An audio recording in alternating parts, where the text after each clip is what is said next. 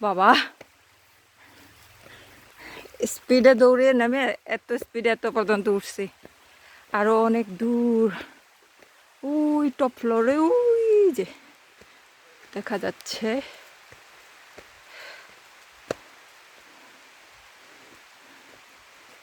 এবার দেখি ওরা কিভাবে উঠে।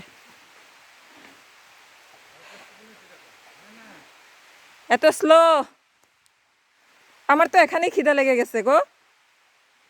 এর এত উঁচুতে পার্কিং এর সুব্যবস্থা, ও বাবা।